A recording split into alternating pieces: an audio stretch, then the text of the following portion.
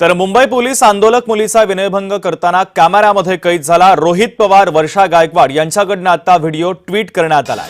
व्हिडिओमध्ये पोलीस आंदोलक मुलीला चुकीचा स्पर्श करताना उघड झालेला आहे, तर संबंधित पोलीस अधिकाऱ्यावर कारवाई करण्याची मागणी देखील आता विरोधकांनी केलेली आहे।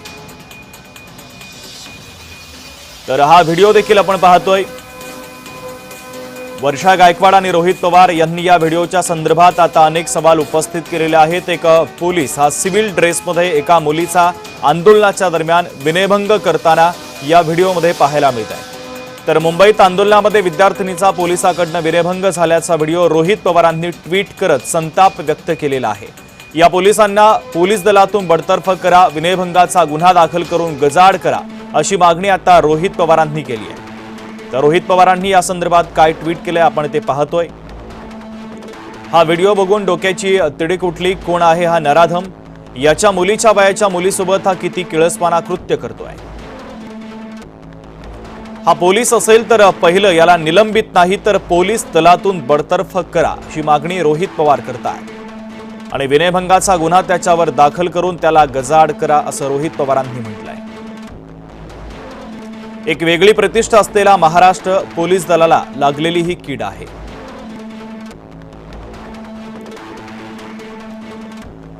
तर या संदर्भात अधिकची अपडेट घेऊयात। भाग्यश्री प्रधान आचार्य आमच्या प्रतिनिधी जोडल्या जात आहेत। भाग्यश्री, आपण पाहतोय सोशल मीडियावर एक व्हिडिओ आता विरोधकांनी देखील पोस्ट केलेला आहे आणि हा व्हिडिओ सध्या प्रचंड व्हायरल सुद्धा झालेला आहे। आंदोलनाच्या दरम्यान सिव्हिल ड्रेसमध्ये असलेला एक पोलीस कर्मचारी चुकीच्या पद्धतीने एका मुलीला हात लावत असल्याचं पाहायला मिळत आहे। अर्थातच हा विनयभंग झालेला आहे आणि अनेक प्रतिक्रिया देखील आता या निमित्तानं समोर येत आहेत। नेमके अपडेट या व्हिडिओच्या संदर्भात काय आहे?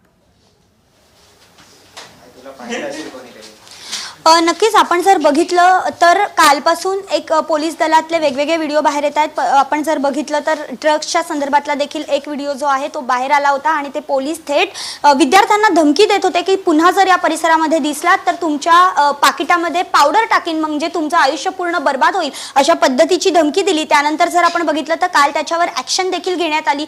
पुन्हा एक संध्याकाळी एक व्हिडिओ व्हायरल झाला, ज्या व्हिडिओवर आता सध्या वर्षा गायकवाड असतील किंवा रोहित पवार असतील यांनी देखील ट्विट केलेलं पाहायला मिळतंय। यामध्ये पोलिसाला निलंबन नव्हे तर बडतर्फ करा अशा पद्धतीची मागणी जी आहे ती केली जाते।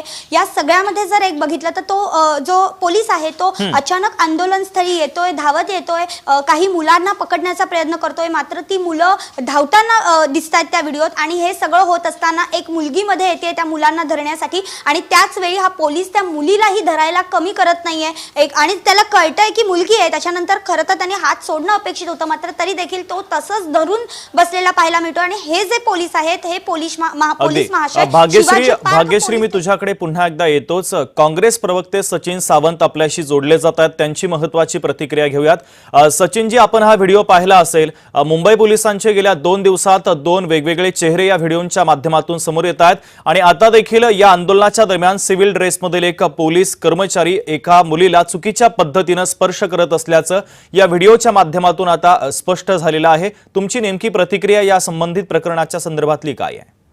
ते भयानक चिंतेत टाकणारी दृश्य आहेत आणि